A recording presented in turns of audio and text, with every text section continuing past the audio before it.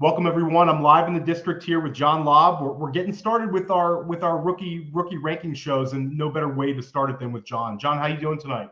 I'm doing great. We're about, what is it, 2 weeks or 3 weeks away from the Senior Bowl now.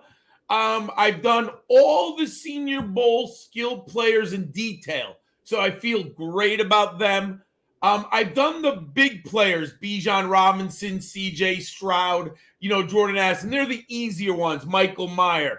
But I still got a lot of work. There's other players coming through. I've done my production model, so I know where the numbers are based on that. Now we have 2 more spots. I need my individual film study, and I give grades, and then the combine or pro day. But we're almost there, my friend, but I feel pretty good about the class. Nothing better than talking rookies. Looking forward to tonight. Let's get going.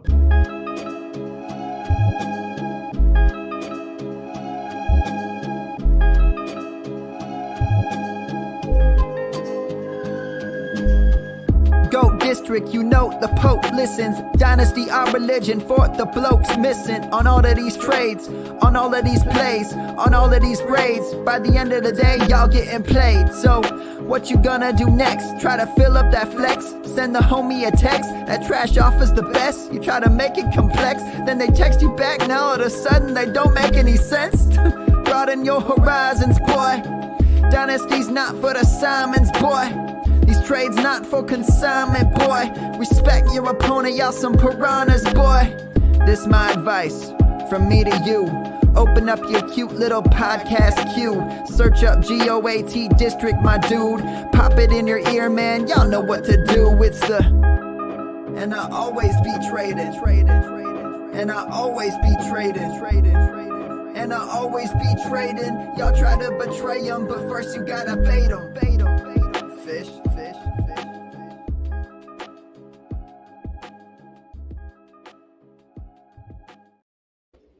So back in the district tonight. Last week we had some fantastic shows. We had Mike Shope on. We had Chris Vaccaro on. We had John Daigle on. We got everybody prepared for the playoffs. Hopefully you got to enjoy the playoff games this weekend. John, did you have some time to kick back and watch some NFL playoffs this weekend? Oh, yeah. And this is my favorite time of the year because I don't play any fantasy in the postseason. I kind of, I've done DFS for 18 weeks, done my leagues. I'm in the scouting mode for the next year because I want to be ready for you. So it's actually the most enjoyable thing to sit down and just watch football with nothing on the line, back to like when I was 12 years old, just enjoying the game. So I really love this time of the year, my friend. No, absolutely. It's very exciting. And I think this weekend we have some fantastic matchups. That's not what this show is all about, but who do you think is going to be meeting in the AFC Championship and NFC Championship, John? So I think it's going to be the 49ers at the Eagles. I like the 49ers defense. I think the Eagles offense is too much for the Giants. The Cinderella slip's going to fall off in Philadelphia. I think the Eagles defense can slow the Giants enough. I love the Eagles defense is underrated. The offense gets all the credit deservedly. It's explosive. It's awesome to watch. But that defense, when they get rolling, they can hurt people. I like the Eagles D. And I just think Dallas, they punched Tampa Bay in the nose, and Tampa Bay never punched back.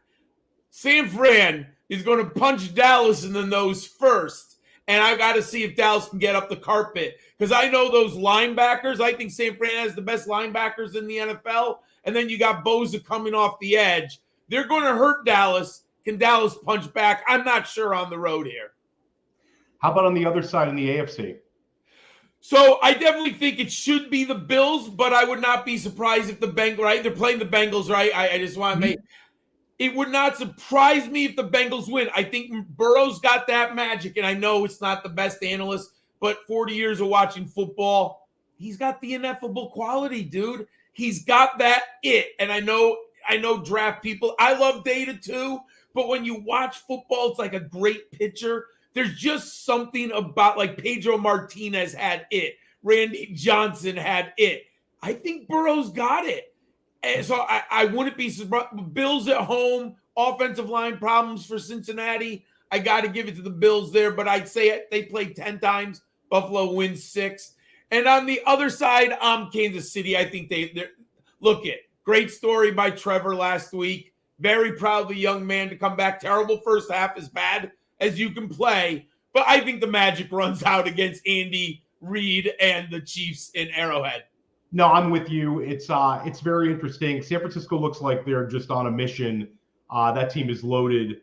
And you also have Dallas on the short week, which is kind of a tough draw because that game didn't end until after midnight on the East Coast.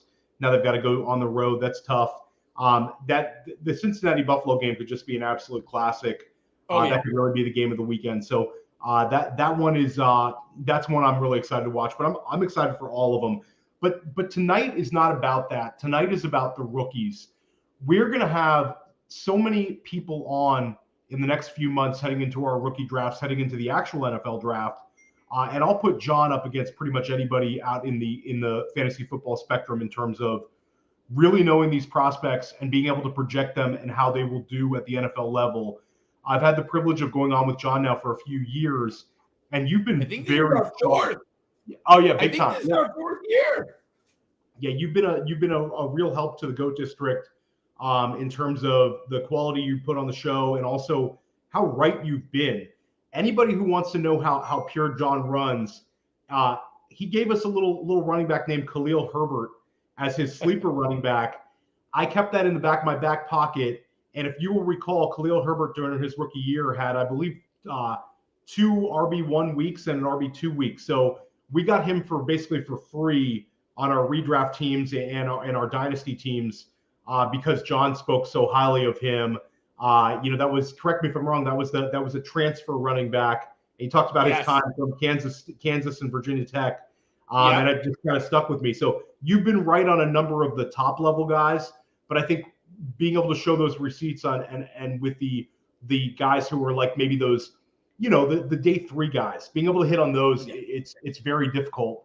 A lot of guys can get on here and tell you how good Bijan Robinson is, and he sure is. But we're looking for a little deeper than that tonight. Can I just tell you like a little? I want to give a side note. I've been watching Bijan for 3 years because he came out of high school as it, right?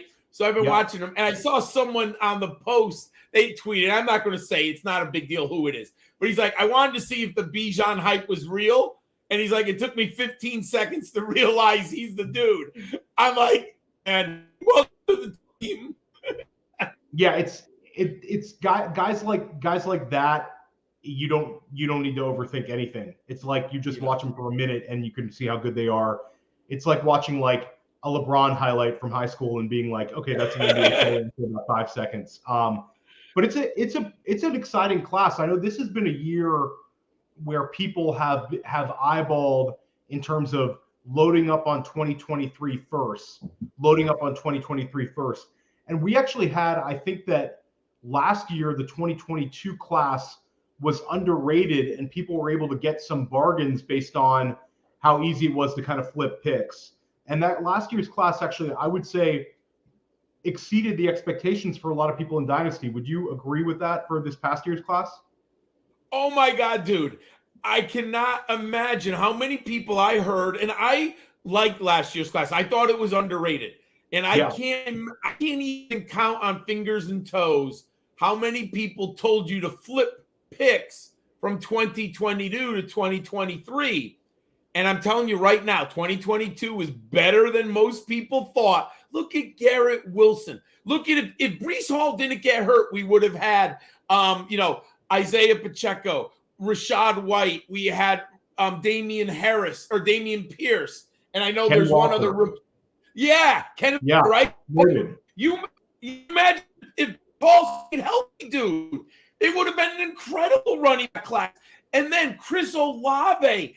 And we had other players. Now, the quarterback position was a disaster. So we had one guy drafted. Kenny Pickett's the only guy who saw significant time. They were right about the quarterbacks were not good.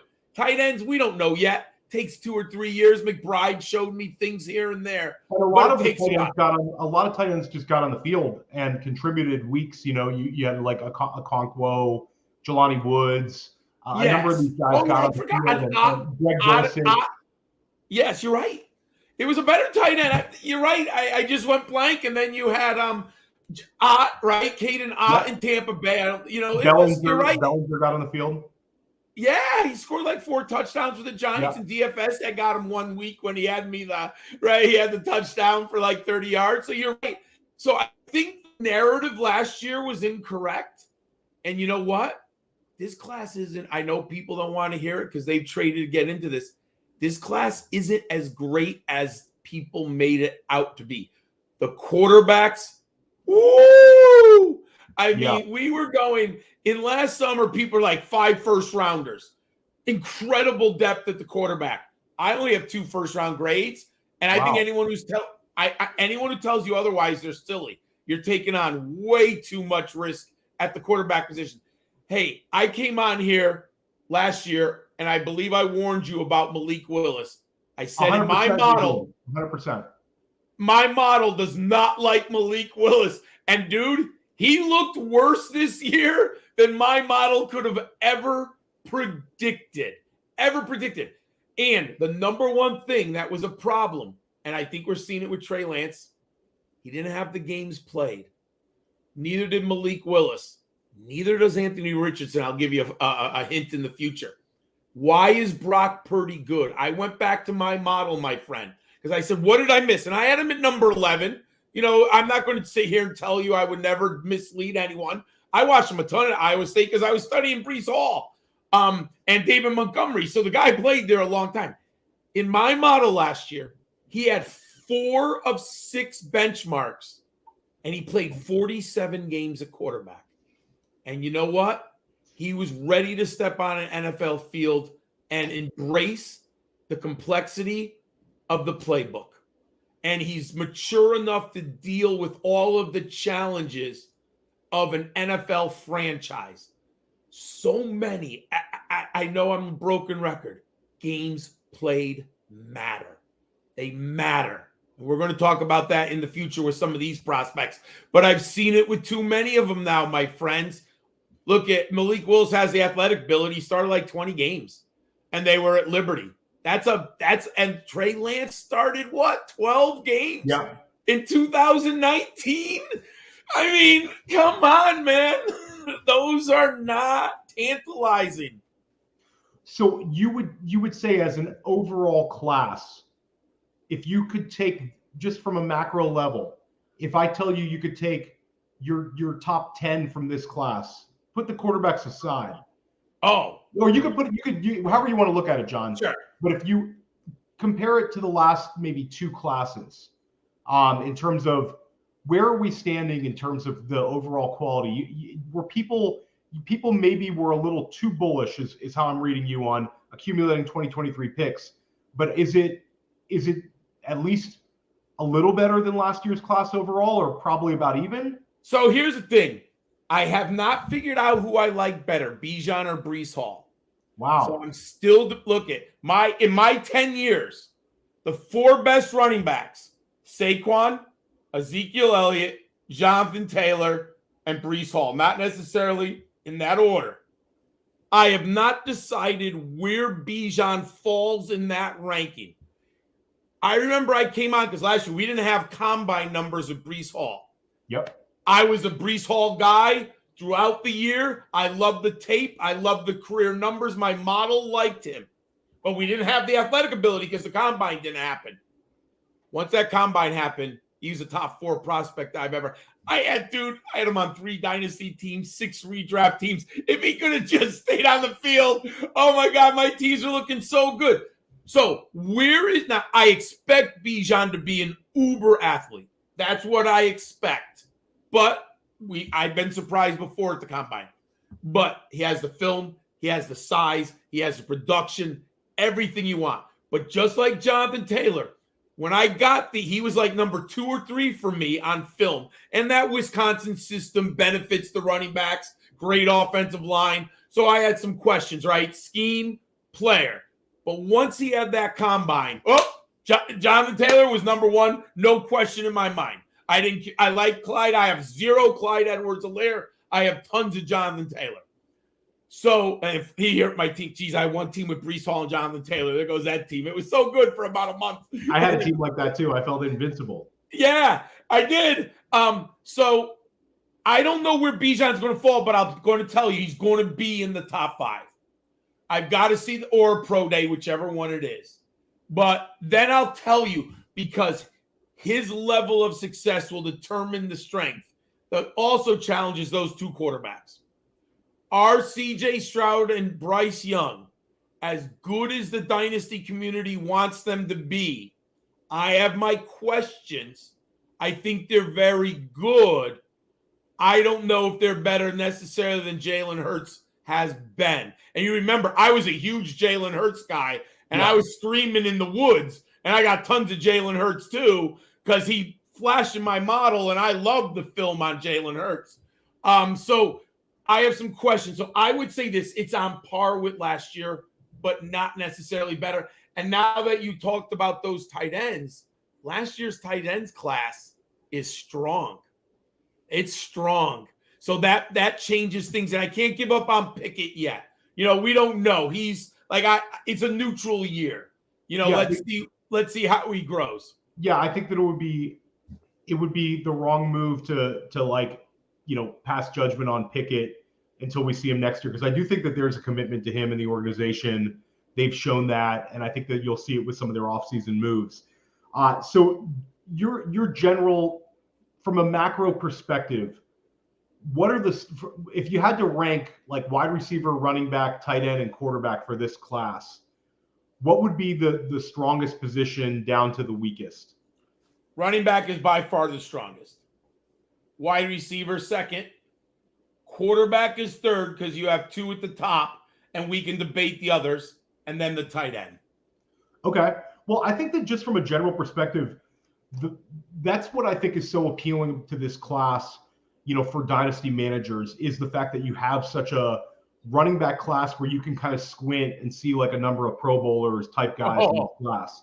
So I think, like, you know, especially because you look at the landscape, we've talked about the GOAT district, about how we saw a number of these running backs from like the 2017 class, the 2018 class, like these guys that are getting a little bit older, they're already kind of past that age apex or at the age apex for dynasty running backs, where, you know, you go down the list, the Derrick Henrys, the Christian McCaffreys, you know, Saquon's slightly younger, but the Nick Chubbs, the Aaron Joneses, all these guys falling in as RB1s this year, where it seems like there could be a changing of the guard, and it possibly could be this class. So I think that if you're holding on those 2023 firsts, we all see how valuable the running back position can be in terms of, you know, trades, and also in terms of just overall success for your football team. It's kind of easy to trade for a wide receiver too, but it's not easy to trade for an RB1 in dynasty. So I think that that's exciting. And yeah, I'm excited to dive into your wide receiver class. But one thing that's very clear to me about this class is Bijan Robinson's the 101. Without getting too deep into it, is he the 101 for you also in Superflex? He is. I would take him in Superflex. Now, obviously, if you're number one, you probably have a problem at the quarterback position. So I understand that. I would try to trade a piece for a Derek Carr, a depressed asset that you might be able to get at a decent value. I cannot give up Bijan Robinson at that number one right now. Because even if, let's say, you draft him, by August, you might be able to flip him for a starting quarterback.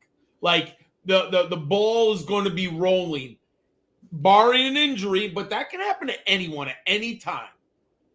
His value is only going to go up from our discussion right now to August. And I'm telling you right now, when I do magazine drafts, and I do like expert, and I use that term loosely. No, like you're an expert. You can use it. You don't have to use it loosely. Well, I will have Bijan in my first round. He will be a top 12 pick. I think that's kind of the way it's going. And then you start projecting the teams at the top. Even if Bryce Young lands pretty well, it's hard for me to see him, you know, in the situation where he's going to overtake Bijan. Bijan's just such a sure thing. If you just look at the running backs that John listed, where he'll have Bijan up against, you're talking about multiple 20-point per game seasons in fantasy football. That's the kind of potential Bijan has. He's got potential to be RB1 and RB1, you know, a top 5 RB out the gate if he lands okay. We've had some of the best high-stakes players in the world on in the GOAT district, and I've had a number of them say that they think Bijan's going to end up being in the first round of redraft next year, just based on what happened with Saquon, what happened with Ezekiel Elliott. Breece Hall was in kind of a different situation, but it seems like that's the way it's going. So basically, if we take Superflex out of the equation now, let's go to just a regular PPR league. Yeah. How big of a tier break is it down to the 102? It is big because I have a wide receiver that I like a lot, and I look around. I'm a little bullish on him compared to others. So I'll just tell you, I'm not going to give you the name yet. We'll talk about it later. But he's in the same bucket as Jerry Jeudy, Stephon Diggs, and Garrett Wilson. But I don't think everyone's going to love him as much as I do, but I'm absolutely in love. I have lots of Garrett Wilson. He was my number one last year. Look at what he did. And I had reservations about the Jets. Like, oh, my God, my favorite wide receiver went to the Jets. What am I going to do? Hey, he was dude, if they get a rational quarterback who can throw the football in New York, Garrett Wilson was so wide open in New York this year. And what do you have, 4 different quarterbacks throwing him the ball? Garrett Wilson was unbelievable this year. It's fantastic. Yeah, okay, I'll be nice. Poor quarterback play. It was unbelievable. So for you, just from a general dynasty, because you play dynasty, you play fantasy, you know the trade wins. One of the problems with Bijan that we're seeing in already in some dynasty leagues is the 101 has kind of been priced out for a lot of people. Yeah. So you get into a league with 12 managers where maybe 4 or 5 of them are just like, I'm not paying some huge package to get that 101. How aggressive would you be to move up from the 102 to get to the 101? Are you talking about adding on another very good player, adding on a first? Are you trading your 2024 first blindly, not knowing where it's going to be, and the 102 for a chance to get Bijan Robinson in a non-Superflex? Can I give you an example of what I'd like to do? I don't think I'm working on this. Switch 2 and George Pickens. Let's say you have George Pickens, and offer Pickens in the number 2 for Bijan. That's my opening offer. I could fluff it up with a 4th round or a 3rd round, but that's what I would consider to be I'm giving them a young, up-and-coming receiver. They are going to get the 2nd pick in the draft. I'm going to get Bijan. So I think something like that seems reasonable to me. So we have Dan Williamson in here. Hello, Dan. Dan's back. Hey, John. How are you? Sorry I'm late. Good. How are you, my friend? Good. Good to have you, Dan. Good to have you on. We're in the middle of talking a little bit of Bijan Robinson in terms of the 101 versus the 102 in terms of a tier break.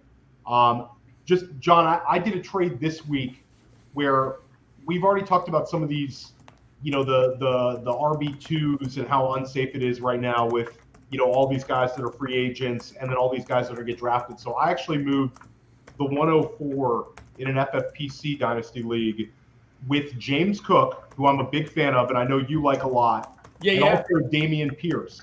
I traded the 4, Pierce, and Cook to get the 101.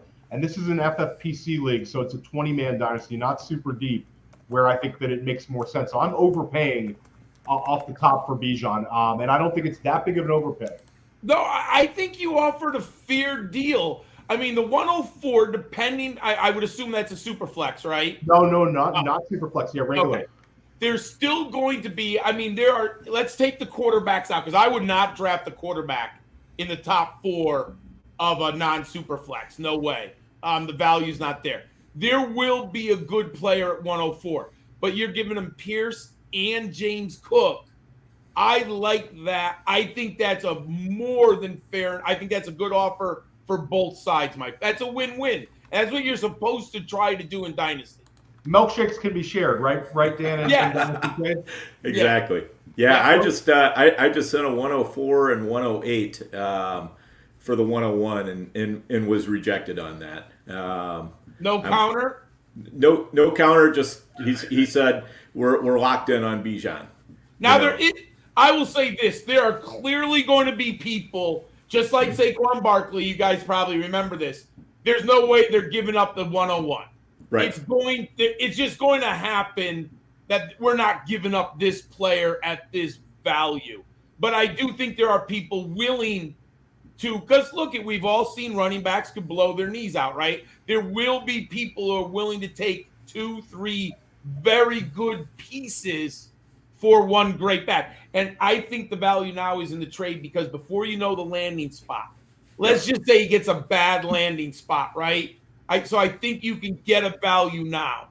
Once he's somewheres, then I think it even goes higher.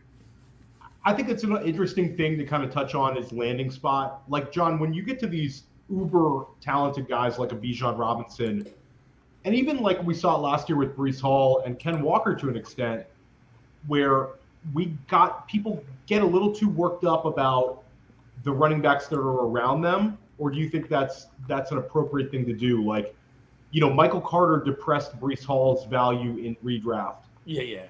Ken Walker, you know, obviously Penny was playing well and had the injury, and he was fortunate to do so. But the usage was increasing in Seattle. Like, do you think people should worry at all if Bijan lands in a situation where he's next to like a running back who we view as an RB2? So, you know, that's a great question, because I told you earlier, I had tons of Breece Hall. I never am afraid of any player on a roster when an alpha running back goes there. I don't care.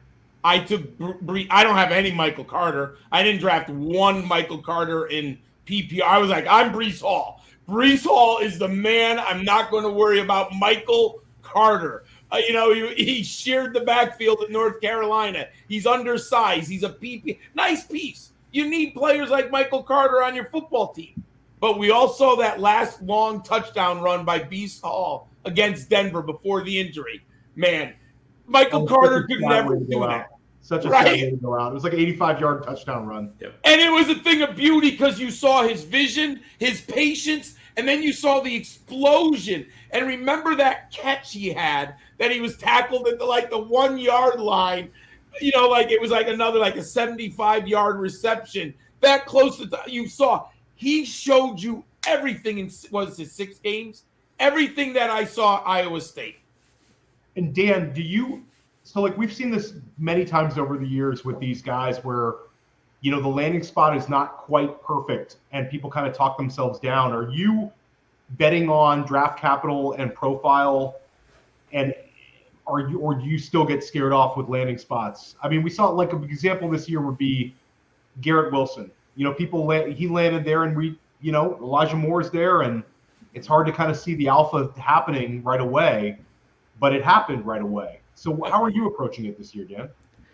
Yeah, I'm definitely big on just, you know, pay attention to the talent, spend a little less time worrying about the landing spot, you know, because so many times it just doesn't matter. You know, A.J. Brown a couple years ago, you know, going to the Titans, and, you know, everybody kind of got scared off. He dropped to the bottom half of the first round, and anybody who was scooping him up there just absolutely made out like a bandit. So, you know, like if you're talking about a player who's not as talented, you know, where there's definite question marks, and then they go to a bad spot, that might push them down for me a little bit. But a player who's clearly one of the most talented in the class, I'm definitely I don't even care. That was a good year for end of the first round picks. You got DK Metcalf and AJ Brown. You did. We were scared off by Doug Baldwin a little bit with the DK situation. That didn't last too long. John, want to keep it going. We have a lot of people tuning in who play FFPC. Dan and I both play FFPC. And FFPC Dynasty Leagues, you have the tight end premium. So one guy that I'm really excited about is Michael Mayer from Notre Dame. It sounds like he's almost a lock to go in the first round at this point, and he could project to go pretty highly. How excited are you about him? And maybe how would you compare him to a few of the previous classes, you know, elite tight ends that you went over on the Go DiSTRiCT? I'll just throw out kind of where would you put him in the hierarchy of Pat Freiermuth, Kyle Pitts, Trey McBride, Cole Kmet, and any other tight end, any other tight end you want to throw in from last year? Where would you put Mayer? The only prospect, I was thinking about this because this is a great question you gave me in advance, so I look back. The only prospect who I have a higher grade right now would be Kyle Pitts because of the uber athleticism. we still now unfortunately he's landed in a terrible spot. It's just not working. And he's hurting me on some dynasty team. So I took the bait. He was just so good at Florida, so talented. The athleticism was off the charts. All the other players, Michael Meyers, film and production is leaps and bounds above the players that you just mentioned. However, Freiermuth, when he went to the combine, and Penn State sneaky with these athletes when they go they got someone coaching them up. Someone's doing right because the Penn State athletes blow the combine out of the water. So Freiermuth went to the combine like, okay, he's number 2. He's just too athletically gifted, kind of like DiSTRiCT, right? DiSTRiCT just blew up athletically. But I'm a little concerned that Michael Meyers, is he a little lumbering? I've got to see either the 3-cone drill. I want to see his feet move quickly, or the 40. I'll take either or. Just do one. I'll even take the 20-yard shuttle, but I'd rather see the 3-cone drill for a guy who's in tight at the line of scrimmage. Now, NFL-wise, they're going to love him because he's a shutdown blocker. I mean, period. You could theoretically put him on Micah Parsons, and he could block. I'm not saying he's going to win all the time, but he could block a Micah Parsons. And that value in the running game is going to push Michael Meyers way up. The question is, athletically, does he have the ceiling of a Zach Ertz? And I need to see those numbers before I can project that ceiling. Now, Dan, when you hear a guy that is going to be, I think some people hear the word, he's an elite blocker and that might worry them from a fantasy perspective, but it means he's on the field all the time. Yeah. Is that kind of how your takeaway, Dan, and looking at these elite tight ends? Yeah, I mean, basically what you want to see is it doesn't really matter if they're blockers or not on the running game, because if it's a running play, it's a running play. So it's like it doesn't even matter. What you want to see is every time he's got an opportunity to be out in a route, is he? If he is, then that's great. And I'll tell you why I like the blockers. They're usually in the red zone packages. Yes. And I'll take that hope that they get those short touchdowns. And if you watch Michael Meyers, he is a problem in the end zone. I mean, he is a serious problem one-on-one with small defensive backs or linebackers who aren't as physical. So at least you might get, you might not be on there, but when they get in tight, because you can still run block with him, and you can play action with him, RPOs with him. So I like the fact I could see a distinct package early, goal line, run blocking work, and then work in the patterns down the road. Now, now I know you're going to reveal your top 12 for later in the show, but in terms of FFPC, like a tight end premium league, where would you put, let's say he goes 15, like somewhere in that 15 to 20 range. He's a Charger, or he's a Packer. He's some landing spot that we're not grossed out by. We've seen TJ Hawkinson. We've seen Noah Fant. We've seen Kyle Pitts, obviously, all be first-round picks in tight end premium. Dan, am I missing anybody that was a first-round pick in tight end premium of like the most recent drafts? I know Freiermuth we got in the second round. Trey McBride kind of lived in that second round, early third.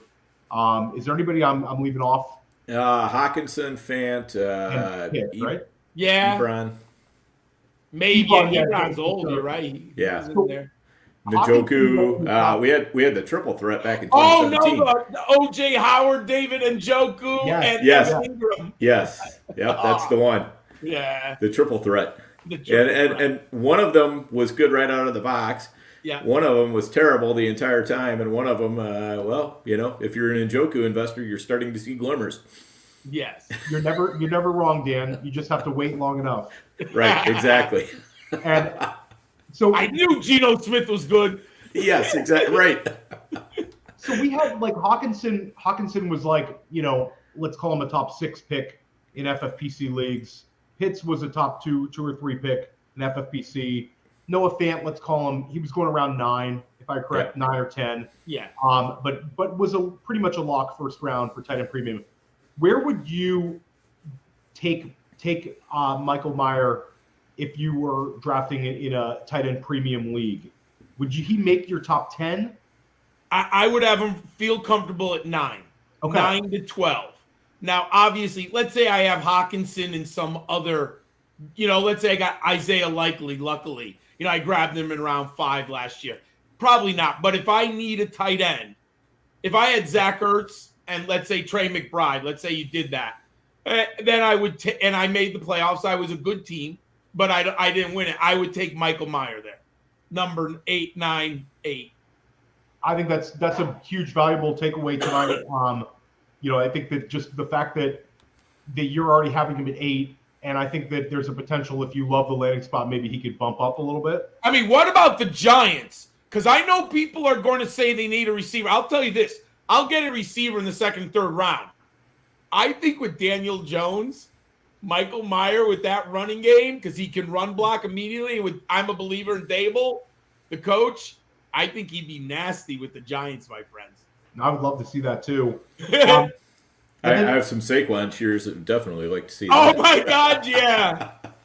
That would be awesome. Yeah, they definitely need somebody. They could use him this weekend in Philly. But wanted to quickly, just to get off subject. We all watched the national championship game the other night. Brock Bowers looks like he could be a generational tight end prospect. What are your early thoughts on Bowers, John? You think he could be like one of your highest graded guys, or not too deep into him yet? So Bowers is a complex analysis for me because I don't think he's a great inline blocker, but he's so uberly talented as a route runner and athletically gifted once he has the ball in his hands. I don't know if he's going to grade out as high as Kyle Pitts, but I think the NFL is going to love Brock Bowers. The athleticism might be really high, and the film is incredible.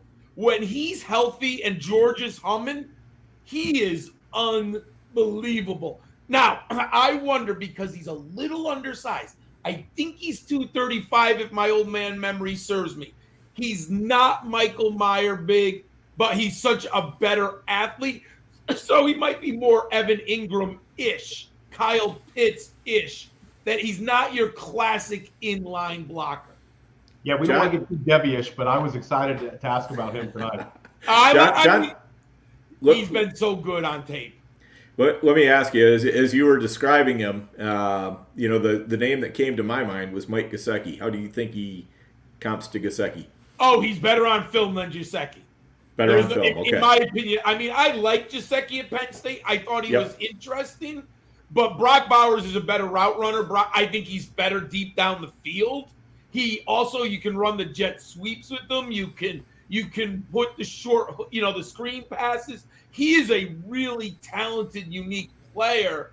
I think he might have to be on a team that uses 2 tight ends sometimes. Because if you're going to put him in for run blocking, he could present problems. But what is that? Maybe 5 plays a game, I guess. So he'd be great in a 2 tight end system. Yeah, he might be a guy that goes in the top 10 of the NFL draft too, just based on the matchup. Absolutely. I would not be surprised if a team falls in love with him, because you're just going to look at the athleticism. If he tests out like he looks on film, and they're going to be like, okay, he's just too good. I'd love to draft him this year, but he's not available. Why don't you break down the rest of this year's tight end class? I know that there's a certain Utah Ute and a South Dakota State Jackrabbit that you're excited about, John. So one, if you haven't watched, and I'm a big Utes fan because I just love how they play football. They smash mouth, they get in your face, well coached, smart team. They're not, top. They're always around that top 10 lately. Dalton Kincaid, he's almost the same size as Michael Meyers, 6'4", 242. Same. Well, they're listed. I'm going off so we don't know yet till the combine. I'm going off their website pages. Anytime I give you height and weight, it's the slant of the university. He's only 7 pounds lighter. He's not the inline blocker. I don't think he's as dominant physically as Michael Meyer, but he might be a little more gifted athletically. So I think he's your classic. Give him 3 years to grow. He needs, like McBride in some ways, let him get into an offense, let him learn the system, let him develop, because I think Kincaid could be a very, very good player. He's my number 2. My number 3, you mentioned it. It's Tucker Kraft. And my friends, South Dakota State. I watched the 2 playoff games, the semifinal and the championship game, because I had heard about Tucker Kraft. I don't watch FCS football. So when it's on late in the year, same thing with Carson Wentz. Same thing. Who was the running back last year who the Patriots drafted? He was on South Dakota. Pierce Strong. Yeah, Strong. I watched him. So when I hear about these FCS players who are getting real serious, I go out of my way in the playoffs. Tucker Kraft has a little Dallas Goedert in him. I think Goddard was a better prospect. He's 6'5", 255. He's listed bigger than Kincaid and Meyers. I think he's a better downfield pass catcher than either of the other 2 deep. I think Kraft can get open 25 yards down the field. I don't think he's as good as an inline blocker. I don't think he's dealt with any, you're comparing Notre Dame's schedule, Utah's schedule against South Dakota State. Has he seen defensive ends and safeties that big, that strong yet? But I love him on film. I think I got a 3rd round grade. A desperate team might reach up into the 2nd. But I like Tucker Kraft a ton. He's definitely worthy of the praise from what I've seen. Sam Laporta, Iowa. Let's give him the Iowa bump. You look at the tight ends who've come out of Iowa. 6'4", 249. He's listed at the exact same size as Meyers. He's a decent blocker coming from the Hawkeyes. 153 career receptions, my friends. That's a pretty meaty number. Especially for Iowa. Iowa. Here's what's even better. We all made fun of Iowa as one of the worst offenses in the history of the game, at least for like the first 8 weeks. They actually played a little bit better later in the season. Your South Dakota Jackrabbits had like a 9-6 game with them. Yeah, it was unbelievable. But he had 32% of the team aerial dominator as a tight end at Iowa, where you only literally had to shut down one guy, and that was Sam Laporta. So he's a very fascinating player. Now, people are higher on this young man than I am, and I'm willing to change my mind if the athleticism is off the charts. Darnell Washington, the tight end from Georgia. I get it. It's hard to get on the field with Brock Bowers. I mean, it just is. And they have so many backs, and they have pass-catching backs, so he didn't get a lot of playing time. He only had 45 receptions in 3 years. But he did average 17 yards a catch.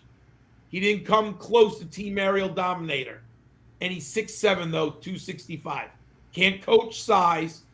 Washington's going to go in the 3rd round, maybe 2nd of the NFL. I'm not as sold on him because I haven't seen. You know what it is? It's 3 years of promise. I've had Georgia people, draft people, everyone talk. Washington, the young man out of Georgia. I watch. Hey, he could go on and blow up the combine. Then I'll put him at 4th or 3rd. But he's an interesting. And the last one, Luke Musgrave. That's as deep as I go with Oregon State. Not a great prospect, but I do think there's upside. 6'6", 252. After that, you're looking at a lot of run blockers, backup guys, if that makes sense. No, that's great. Wanted to kind of move it along here. It was awesome talking tight ends, but a quick. We talked a little bit in the pregame about the Senior Bowl and about how last year, I believe you came on after the Senior Bowl last year, but we had some guests on pre-Senior Bowl and right after the Senior Bowl. We saw guys like Christian Watson and Greg Dulcich really improve their stock at the Senior Bowl. People talk, we will all tune in for the Senior Bowl game, at least for a little bit, but it's the practice leading up to it where all the scouts are there being coached up. What guys should we pencil in as the Go District listeners and us, Dan and I, to keep an eye on in terms of guys who could potentially raise their stock and their profile this week or not this week, but in Alabama for the Senior Bowl at the beginning of February? We're going to give you 2 running backs, 2 wide receivers. Chase Brown, Illinois. 5'10", 205. So as long as he hits that barrier, I need him to be 200. I'm a sizist. I'm sorry. I like now there are outliers under 200, and I get it. But as long as he hits that 200, he's got everything in my model. He's got 40% of the Illini scrimmage yards. He's got 58 career receptions, 5.3 yards a carry. Chase Brown, 5'11", 205. I like that size. He is tough between the tackles, and I'm going to tell you why I like him. Everyone's going to tell you Kenny McIntosh is the best pass catcher in this class, and you can make an argument. I think Chase Brown's as good as Kenny McIntosh as a pass catcher, and here's why. Watch some tape, and here's where statistics can lie. Chase Brown catches passes 30 yards down the field on out routes for Illinois. Name the Illinois quarterback, people. This is a Brett Bielema offense. I didn't even know he could run the running back on a wheel route. I didn't know if he knew what a wheel route was. And Chase Brown is catching balls 30 yards down the field.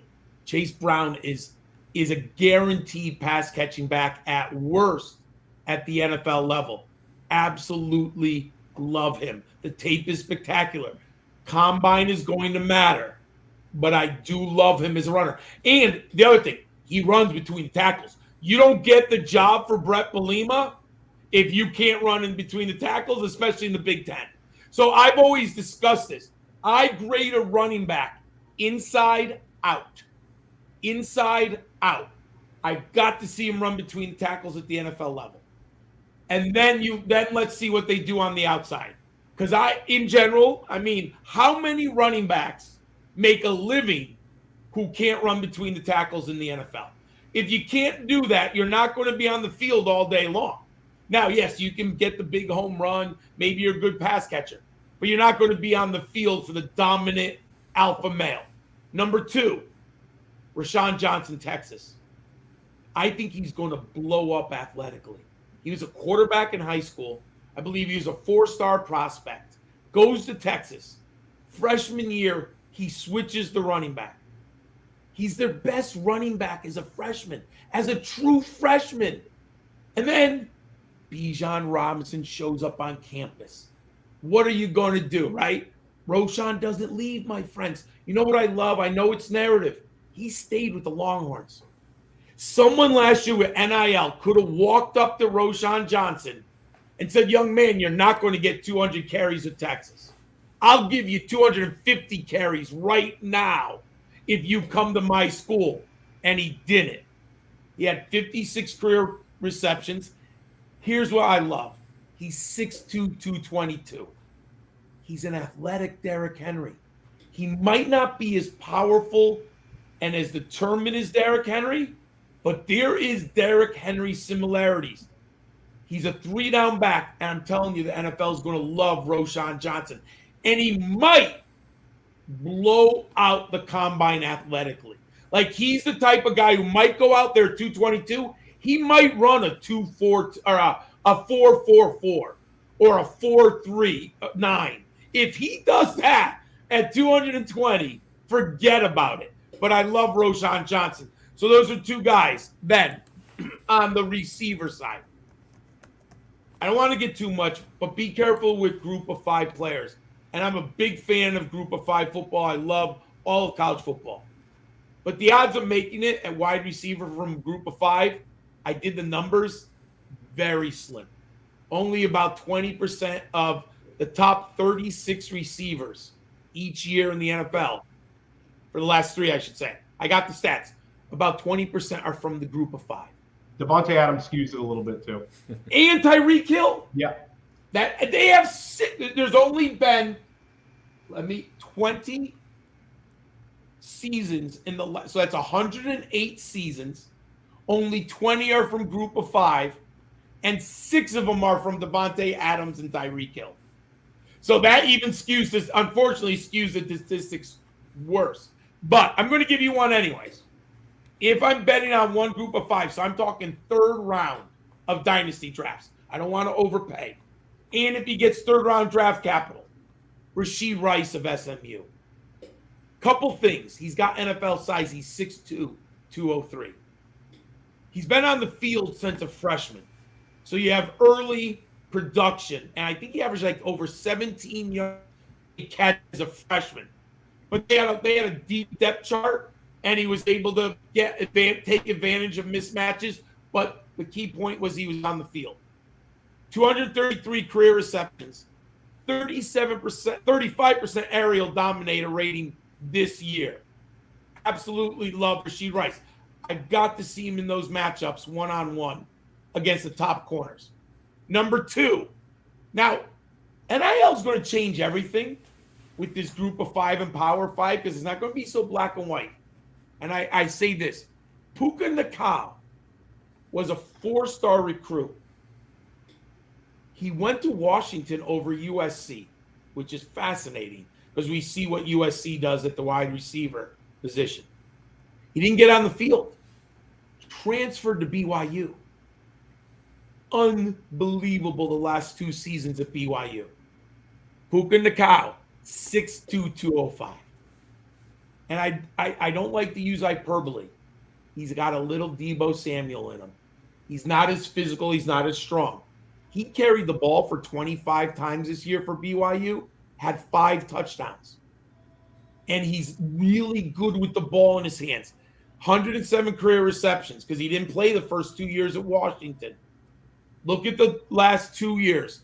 But Puka Nacua has NFL size, and so does Rashee Rice. They're both impressive on film. Let's see what they do at the Senior Bowl.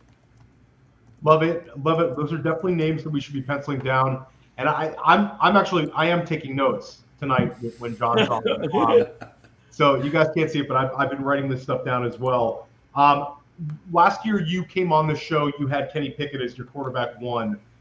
This year you see some projections today, this week, for the NFL draft where, we see 4 quarterbacks going in the first round, some 4 quarterbacks in the top 15.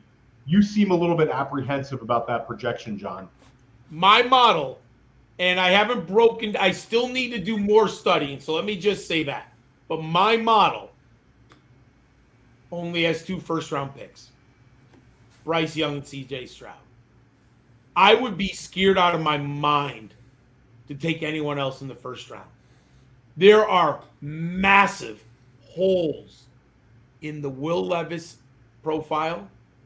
Watch the film, folks. The film is bad. Film is bad, folks. And Anthony Richardson. I have real concerns about him also. I think if they went in the top of the second round or went late first to a good team, but the problem is the good teams have quarterbacks, these 2 players remind me of Jordan Love coming out of Utah State. Wasn't in love with him. They remind me of Malik Willis. I'm not talking skills. I'm just saying, like, in my model did not like Malik Willis. They're in that. My model did not like Christian Laettner. No, not Laettner. Who was the Penn State quarterback? That's the basketball. Who was the Penn State quarterback? Hackenberg. Christian Hackenberg. Hackenberg, yeah. And he got drafted ahead of Dak Prescott. Just think about that for a second. But that's a whole nother story. My model has major concerns about Will Levis and Anthony Richardson. But do you want to talk about Young and Stroud first? Well, you can take it as much as you want here. Okay.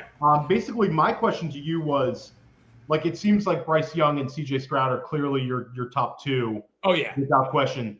I like both of them. From what I've seen, I like them both. But I'm curious how you would compare them to some of the previous quarterbacks we've seen go in the early parts of the draft. I put on the show sheet, obviously, Trevor Lawrence, it was pretty Teflon. Justin Fields, last year Kenny Pickett. You throw Mac Jones in there. I know you weren't a Zach Wilson guy. Throw Mac Jones in there if you want. Some of the recent quarterbacks, where would you put Bryce Young and CJ Stroud? And you could go further back than I listed if you want to go with the Jalen Hurts to a class, Justin Herbert, all those guys. You can throw them all in there if you want. So I'll do, because it's all on record from 2014 to 2022. Because those are all the profiles are on Football Diehards, and everything I said is there. So I can't go back to Andrew Luck. I loved him or No. Robert Griffin. You know, it's Too not young for fair. that. Too young. Yeah. And I don't have records of me liking them. Here's the top 5 of the last 9 years. Deshaun Watson is number 1 in my book. Now, you know, Trevor Lawrence is 2. Patrick Mahomes is 3. Baker Mayfield was 4. And Joe Burrow was 5. Now, that's just based on model and film study.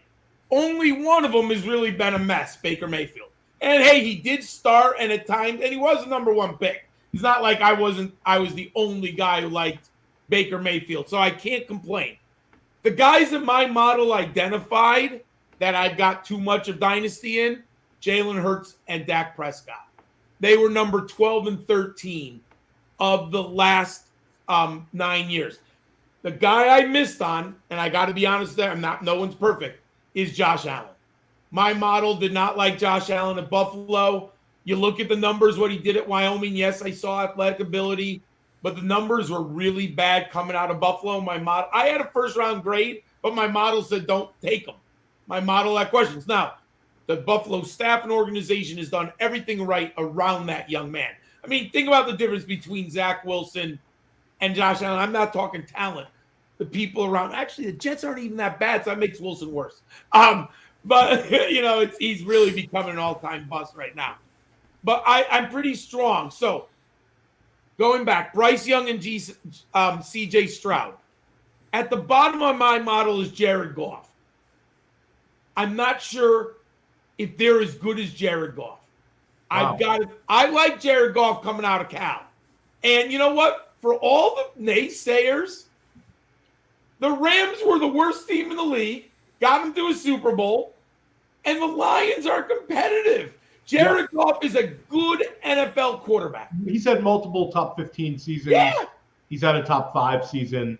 And look at him now compared to Carson Wentz. I mean, it's not even in the same ballpark. Yeah. But you would say, you know, how excited should people be about Bryce Young and CJ Stroud? So I'll tell you the concerns because I love the film. And the production model likes they both hit, and you'll see the benchmarks on Football Diehards. I don't want to go through all that, but you can check out the data later. They both hit 4 of 6 benchmarks in my model. So Trevor Lawrence, let me go back, he hit 5 of 6 benchmarks. Deshaun Watson hit 6 of 6 benchmarks. So they're good. They're very good. Now, each of them has a hole, and this is why they don't hit the benchmark. CJ Stroud has not shown us until the final game against Georgia, which is bizarre, that he has running ability. I knew he was athletic. There's no question he could avoid pass rushers in the pocket. But he showed us with Georgia in that game that he can actually gain yards, you know, like 50 yards. We all love that in fantasy, right? That 40-yard rushing floor. I don't think he could score double-digit touchdowns. We've never seen it, right? Maybe he can. But there's a physical punishment that you have to be willing. Like, look how much Josh Allen takes. I'm worried he's going to have Cam Newton injury soon, but knock on wood. I mean, he's taking that type of physical punishment that Cam Newton did. Now, he's a huge man, and he takes it. But eventually, just like Cam, the luck ran out on you, right? So that hurts Stroud from a fantasy upper ceiling aspect. And I've got to be honest. Has any of these Ohio State guys really come into the NFL? I have my question marks about this Ryan Day offense transitioning to the NFL. Have we really now, I happen to think CJ Stroud is the best of them. But is anyone telling me that we've seen that transition from Ohio State to the NFL that successful? So there's a question mark there. Bryce Young.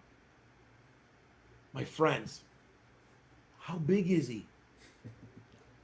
He's 5'11". He's not 6'0". That's what he's listed at. He's not 6'0". Yeah. He's probably 5'11". Is he 194? What if he shows up at 190? That is small for an. Look at Tua. Tua can't physically take it. There is a physical demand to play in the quarterback position. So That's one of the things that bothers me with Bryce Young. So both of these players, because if I'm going to give them in that Trevor Lawrence, right?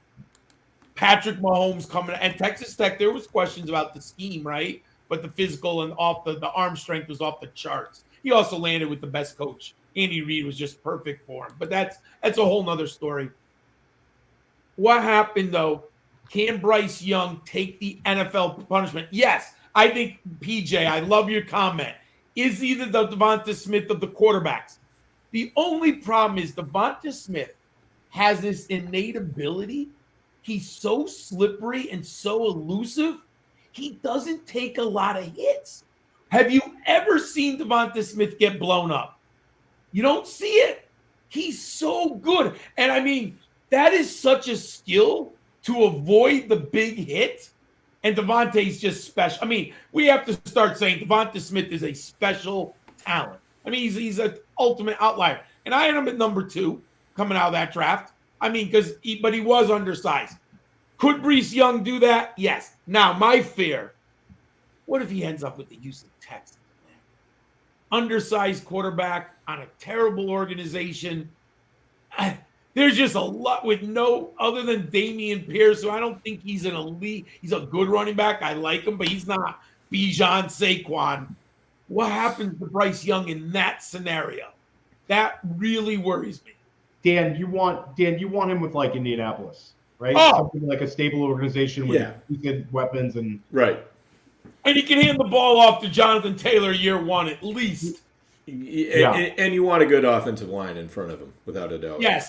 And he has Michael Pitt. Yes. Indianapolis is so much better from a fantasy perspective than the Texans. Interesting. So just why don't you give us your quarterback rankings? Yep. And go as deep as you want. All right. Bryce Young and Stroud, 1 and 2. I could switch them, though. I'm still very open watching more tape. Right now, I don't like this. My model says, John, you're out of your mind. But the NFL loves him, and he might get 15-round draft capital. But I have Anthony Richardson at number 3. Here's the red flags. Serious red flags. Only 19 games played. That's bad. That's bad, folks. His passing efficiency, I'm looking at 155 at baseline. So career, Bryce Young, 165. C.J. Stroud, 182. You want to know what Anthony Richardson is? 133. Like, it's really bad. Let me just see. Like, let's look at last year's. Malik Willis, 152. He's so low that worries me. Yards per attempt, 7.9. That's bad. And this is worse. Completion percentage, under 55%. His touchdown interception ratio, only 24 touchdowns, 15 interceptions. I'm looking at a 3-to-1 ratio. He's like 1.5 to 1. That's bad. Yes, the rushing's off the charts. The athleticism is off the charts. The arm strength is off the charts. I get it. But you are definitely banking on a Josh Allen. I'm not saying he's just, but you are banking completely on projection of hitting his highest athletic ceiling. And I do believe Josh Allen had more starts than Anthony Richardson. I have to go off the top of my head. I think he was closer to 30 games played. I like to see 30 games played. Go ahead. You had a question, it looks like. No, QB4. Keep it going. All right. 11, slide in at 4. You're going to think I'm crazy. Don't do it, John. Hendon Hooker. I'm going to have, you know what? I'm going to have tons of Hendon Hooker. He hit 6 of 6 of my benchmarks. You know what's ironic here? Hendon Hooker is everything that the NFL wants Anthony Richardson to be. Literally everything. He hit 6 of 6 benchmarks. He's like only the 4th quarterback in 10 years in my model to hit 6 of 6. Completion percentage. Yards per attempt. You know what his yards per attempt is? 9.5. And he's older, John, correct? He is. Yeah. But you know what? Kenny Pickett was older. How can you tell me you love Pickett and never say a word about his age, and you hate Hooker, but they're about the same exact age? No one in the GOAT district is going to admit to hating Hooker. But you know what? I love Hendon Hooker. You're going to get him as a 5th-round quarterback, 4th-round quarterback. I'll take him all day. I'll take him all day. We need to be careful, Theo. I don't want getting out to my wife that we love hookers. There was nothing plural there. Just a little joke, guys. Oh, no, I love it. BYU. I like Jaron Hall. That was actually a question in the chat from 1912. Wanted your take on Jaron Hall. So elaborate on him. I love the film. He's much more athletically gifted than people think. He's not Zach Wilson. Forget about what Zach Wilson did. Zach Wilson can run and throw the ball. Jaron Hall, I think, is a 3rd-round draft pick, and I think in the right spot, he could become something down the road. He's 6'1", 205, got that. He has rushing equity. He has completion percentage. He has passing efficiency. He's a good player. He's older also, but he went on a mission. So it depends on how you feel about the BYU players. They tend to be older, no matter how you look at it. Now my boy Will Levis. I don't get it, and I've been wrong, and I'll be wrong in the past. Again, that's part of this analyzing people. There is no way I'm putting Will Levis on my franchise if I'm desperate. Watch the film, man. Against any good SEC team, he was awful. If it wasn't for Wan'Dale Robinson, do you know how bad his numbers would be? His numbers would they'd be plummeting. Wan'Dale Robinson saved this man so many statistics. Every time I watched 6 games of Will Levis this year, never once did I leave that game saying, oh, he's a 1st-round pick. Never once. Do you go back to his tape from last year, or do you? Oh yeah, I watched him a lot last year. Did you see? Did he look better to you? He did, but he had Wan'Dale Robinson, so now I'm even questioning. Wan'Dale's got so many yak yards, and he was always open, and Levis could hit the wide open guy, right? Levis was good. Which you have to have the chutzpah to throw that ball into places that no one wants to throw the ball in. That's the difference between greatness and mediocrity. I never saw Will Levis do that.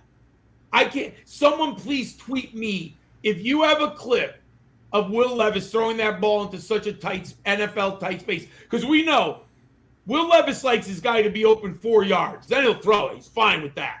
You can get 4 yards. I'm going clip hunting tonight, John, because I will say of all your ranks tonight, this is going to be the one that stands out. And I love how you're putting your foot down and for your guys and your rankings. If he goes in the top 5 in the NFL draft, are you still sticking with it, or are you taking a step back and maybe adjusting some things? I would have a dynasty 2nd-round grade. Okay. But I will have no Will Levis. I'll just my model does not like him. Says there's value at other positions. Your thoughts on Stetson Bennett, who we've seen win back-to-back national championships for Georgia? Great question. He's better than I thought in my model, believe it or not. But he's also older. I think he's about Hendon Hooker's age. He's like which you never hear anyone say that, but I think he's about the same age, which is interesting. No one ever mentions it with Stetson Bennett, and the first thing I hear about is how old Hendon Hooker is. But Bennett, my model, likes him. 4 out of 6. But he's undersized. At Georgia, he's listed at 5'11", 190. If I don't like Bryce Young being 194, how can I like Stetson Bennett being 190? I do think an NFL team like Bailey Zappi, the numbers were so impressive last year, and then he had a good Senior Bowl, and the Patriots liked his arm. I think someone's going to love Stetson Bennett, and he's going to go in the 3rd round. I do think that. I won't have him because I think he's a backup. I think he's a career backup. Hey, anything can happen. Maybe he's Brock Purdy lucky, right? Ends up with Shanahan and starts. But I just at the right value, everything. But I was surprised my model liked him as much as it did.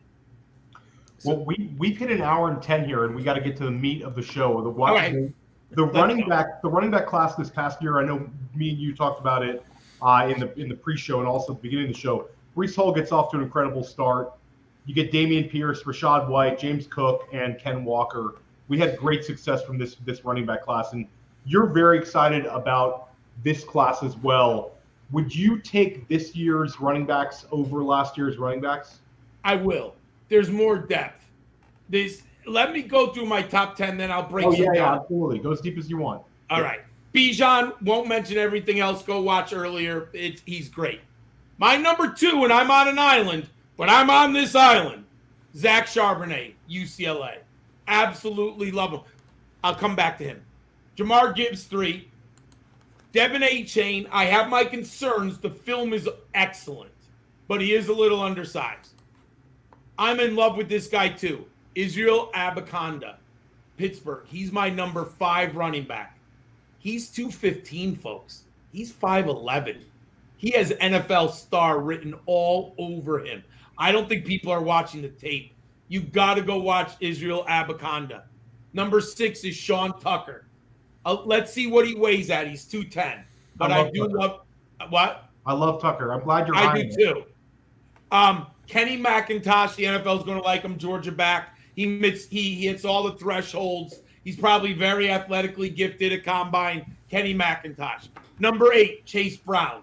The aforementioned Chase Brown. Love him a lot. The guy I just put in number 8 because he declared, I think on Monday, Kendre Miller, TCU running back. He's bigger than people think, 6'0", 206.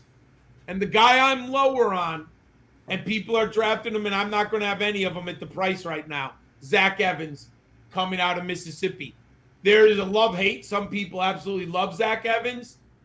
I have some major questions with Zach Evans. Take Bigsby. He's high up on some people's list, but he doesn't make your list. He's my number 12.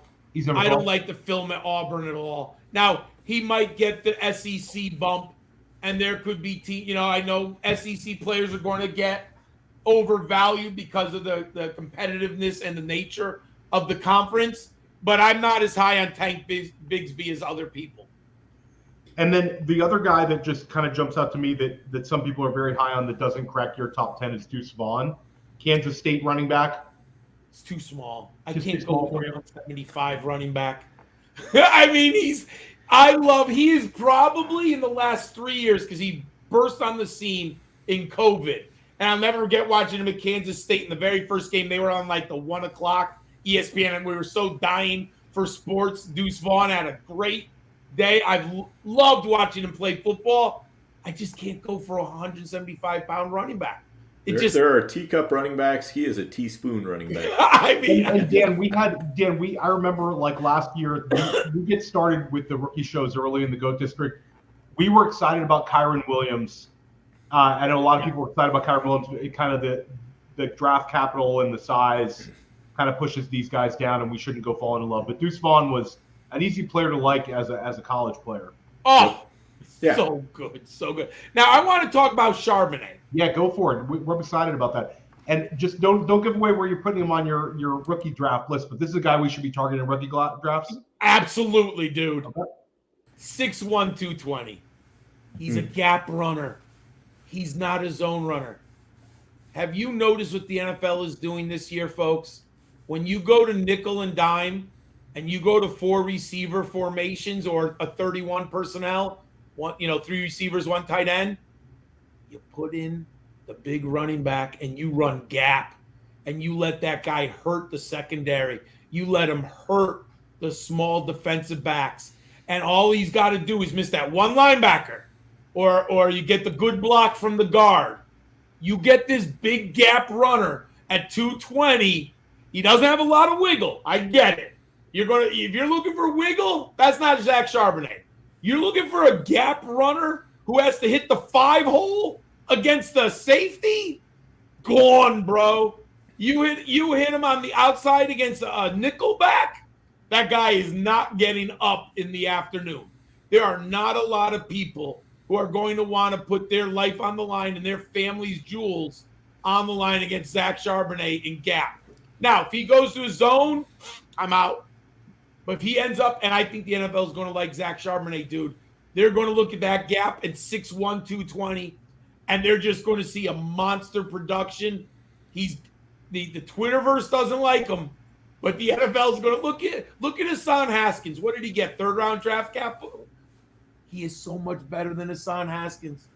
Light years ahead of Hassan Haskins.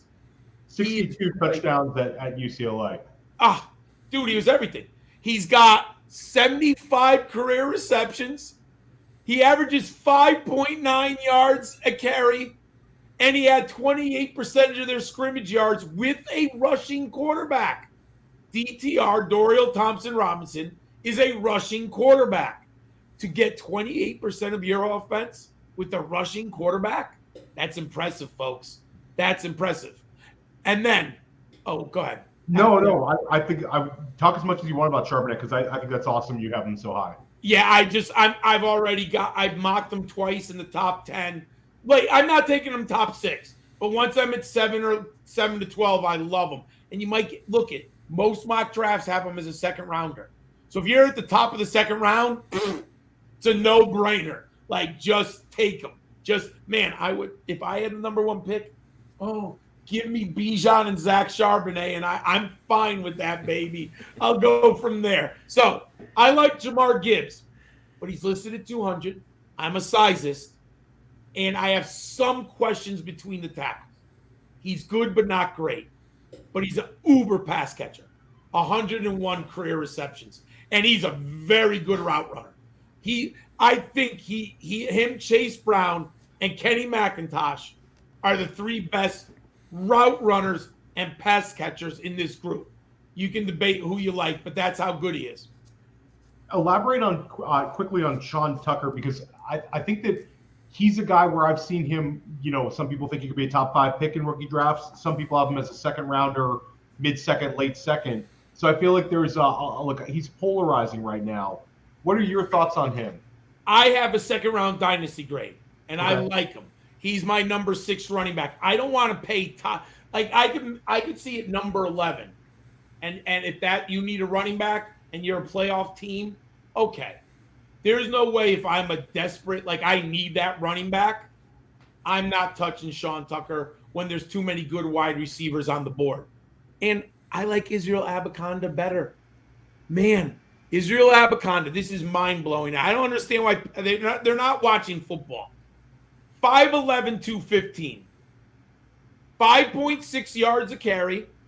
Tucker's 5.4. His scrimmage yards dominator, Abanikanda, was 33%. Tucker has 40. So that is an impressive stat. Abanikanda did everything in 1 year. Tucker did it in 3. So you have a little bit more film and a longer period of productivity for Tucker. But I think Abanikanda is more explosive.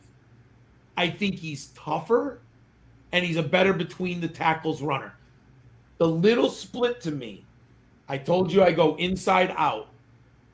Abanikanda is a better between the guards runner. That's why I put him ahead of Sean Tucker.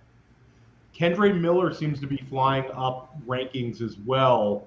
I know a player profiler, he's way up there, and a couple of the other websites have him up there. Your thoughts on Miller? He seems like a guy who could rise up a little bit.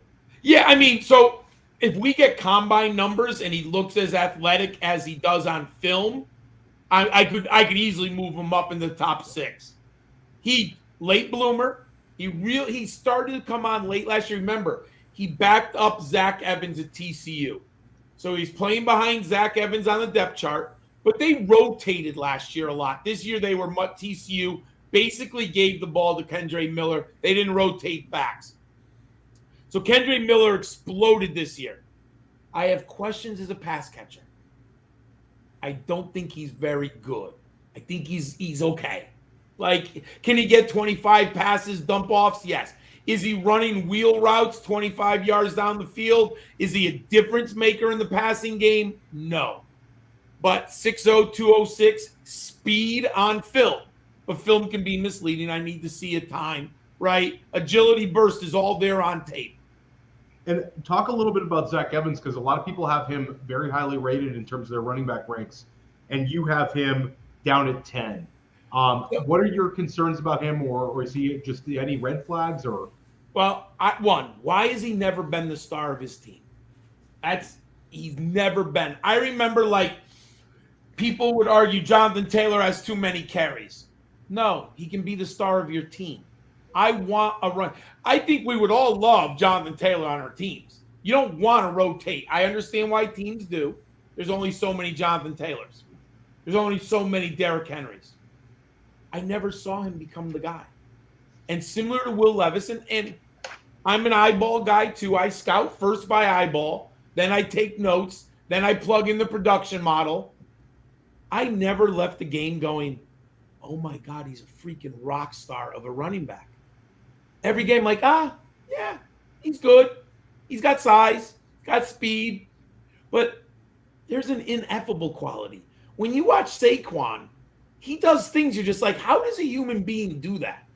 How does it play? When you watch Bijan, how does a human being make a jump cut 4 yards and immediately goes upfield and sees the vision of a cutoff? Like, you never leave that with Zach Evans. It's Will Levis to me. The thing is, he came out as that high recruit, right? I think he was the number 1 running back in that high school class. And people just I don't care what he did in high school. I don't care what the 24/7 Sports says. What did he do in college? Wasn't impressive. I just never felt he was the guy. I love it. I think that's fantastic. Dan, do you have any other way? Roschon Johnson, I have at number 13. But he could explode up with the combine results. Dan and I are already drafting Roschon Johnson. You sold it. We're drafting the shit out of him.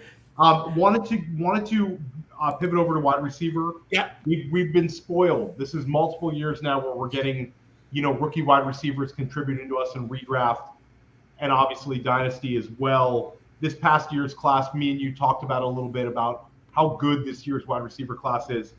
How does this class stack up to the last few years in terms of quality? I think the top is as good as last year.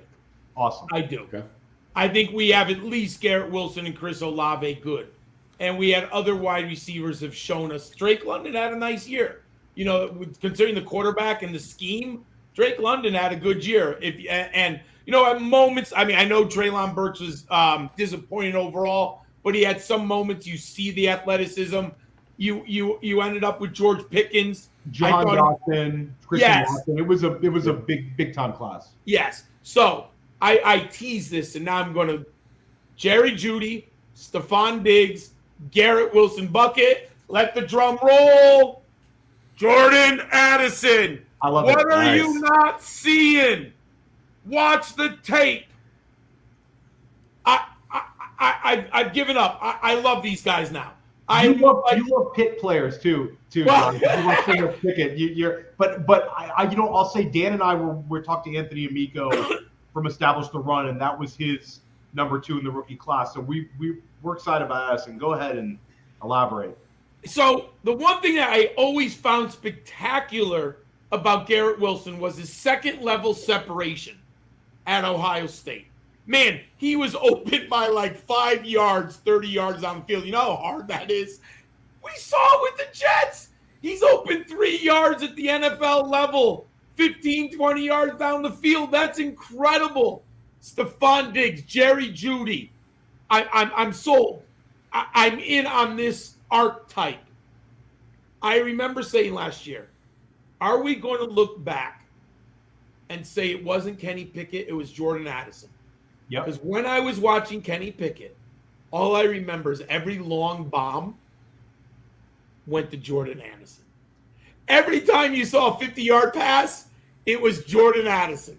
Every time you saw a big play, it was Jordan Addison. He won the Biletnikoff. Now, he got injured. I think he missed 4 games. USC's a different team. They had a running quarterback. So he goes with Caleb Williams.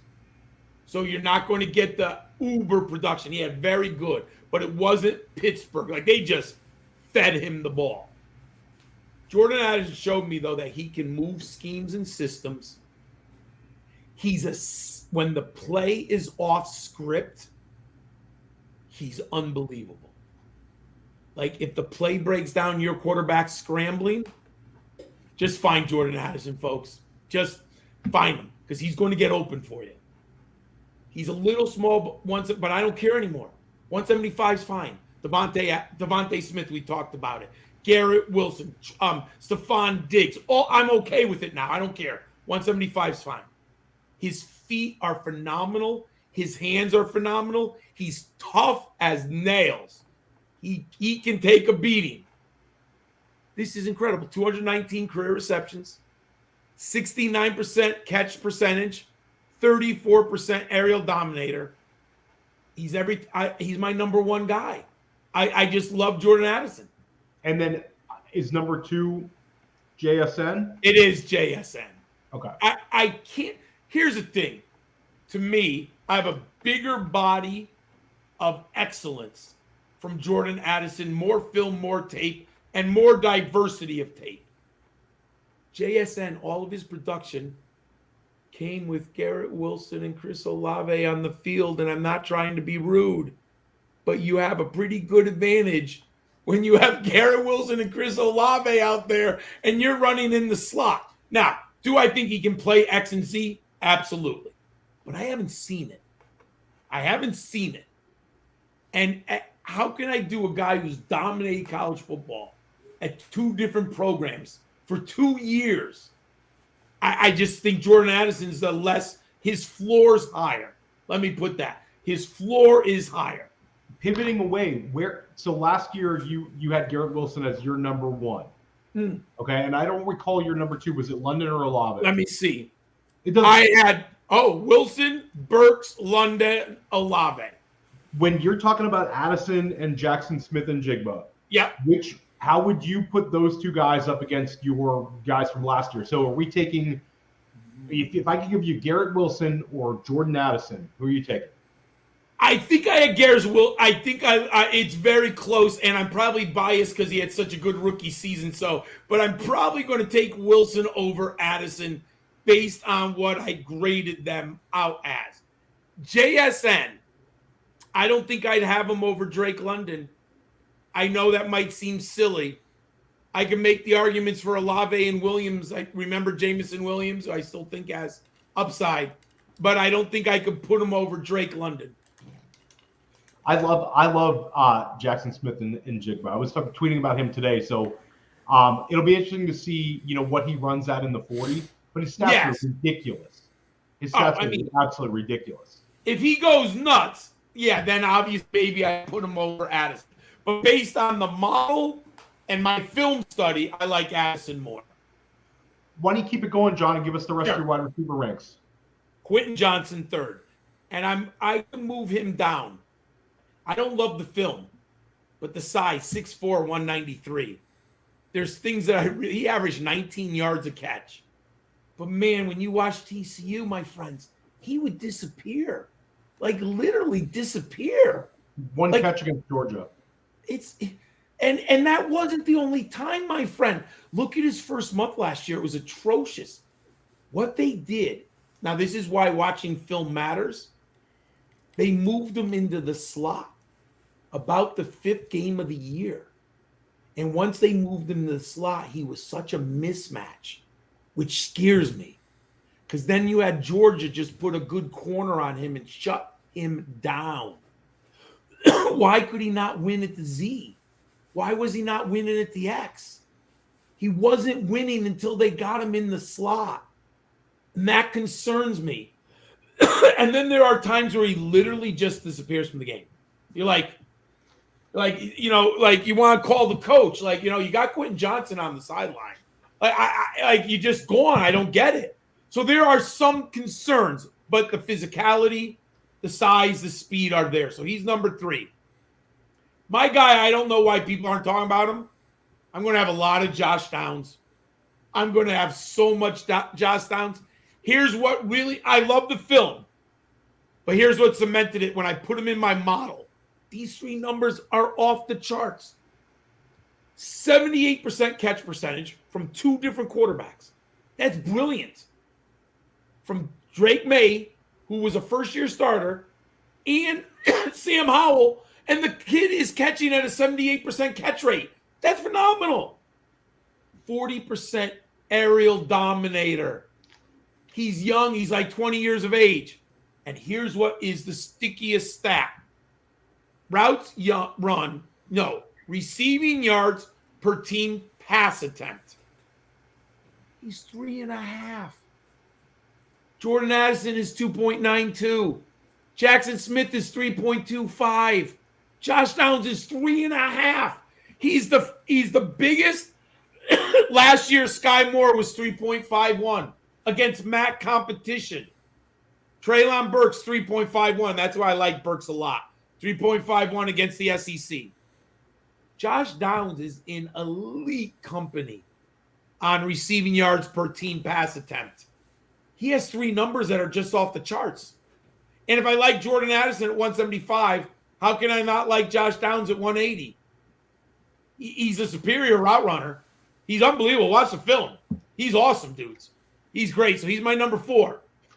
My number 5, and I'm willing to put a flag here too. I'm higher than most. Zay Flowers, Boston College. Love that. Dude, he's got it. He's got it. Remember Steve Smith played with that anger and determination? There was like Steve Smith just was going to get the ball for Carolina. Like they just threw it up and it didn't matter. God damn it, I'm catching this ball. Like I don't care what you do. I'm catching this ball. There's a little Zay Flowers has that just toughness. Like Boston College isn't good at throwing the football. He had a 36% team aerial dominator, 2.44 receiving yards per team pass attempt, 60% catch rate. I love the film. He's a home run hitter, and he can run the short routes. My number 5. I'm a little people are going to love him more than I do. I think the NFL is going to love him even more than Jalen Hyatt, Tennessee. I like him.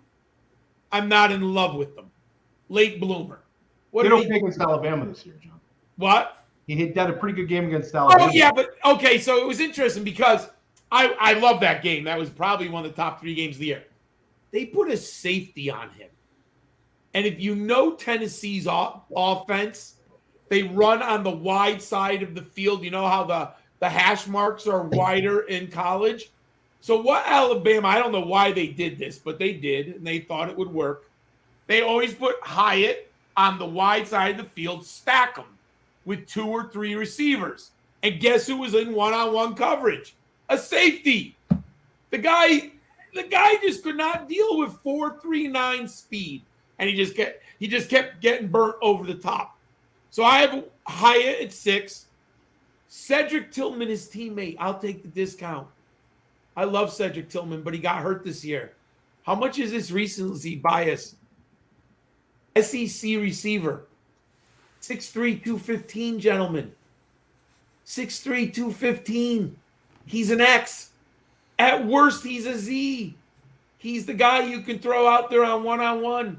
Watch the tape from Cedric Tillman 2 years ago. He got hurt. I think it was week 1.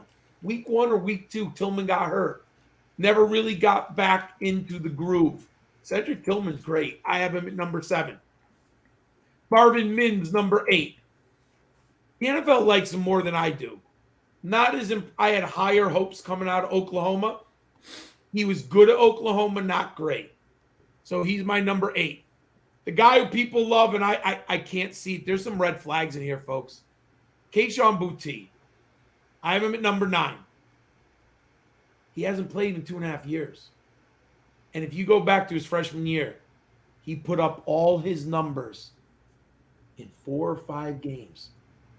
When Terrence Marshall, remember Terrence Marshall and COVID, quit LSU. They took the freshman Kayshon Boutte and they put him in the lineup. He skyrocketed. Look at the last 2 years, dudes. It's been a disaster. People have him in the top 2. My model doesn't love him. His receiving yards per team pass attempt is the lowest. He's 1.74. My benchmark is 2.5. He's 3/4 of a yard under the most important benchmark. I have some real red flags about him. I'm not going to have him right now. Obviously, if he's the first guy off the board and number 3 overall, okay. I don't see it.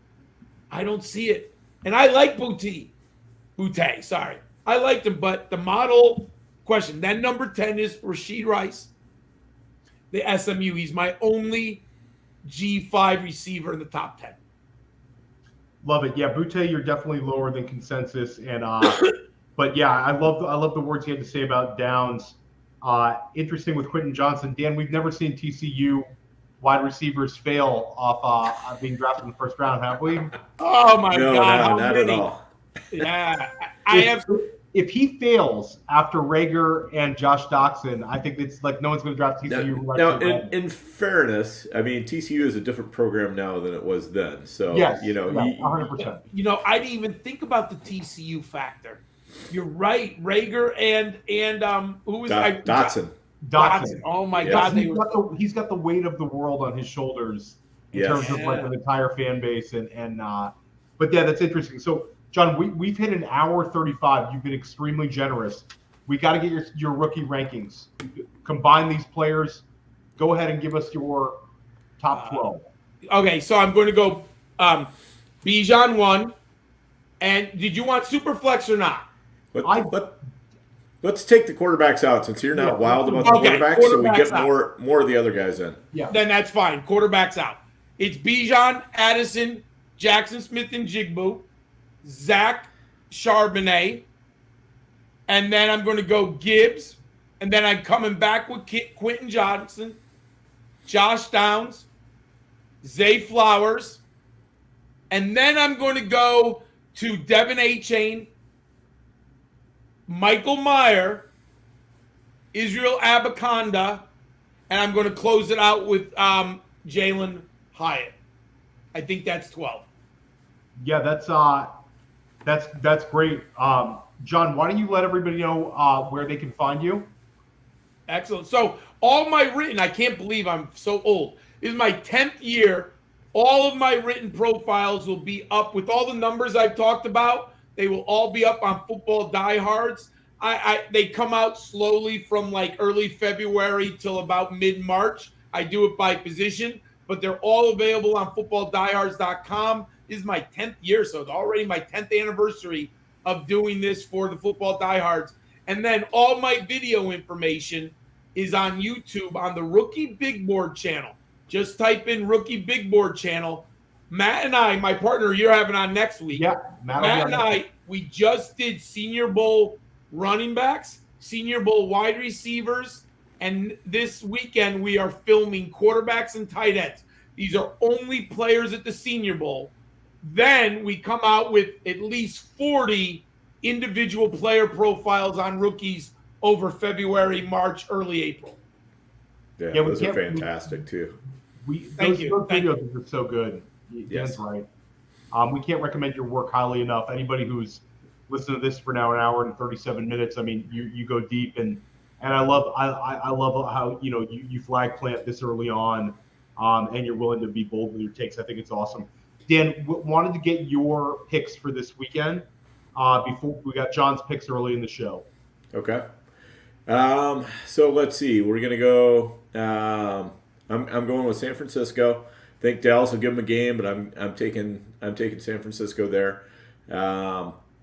Philadelphia. Again, I think the Giants can give them a pretty good scare, but I think it's going to be Philly. I'm going with the Bengals over the Bills, and then I'm going to take the Chiefs over the Jags. Love it.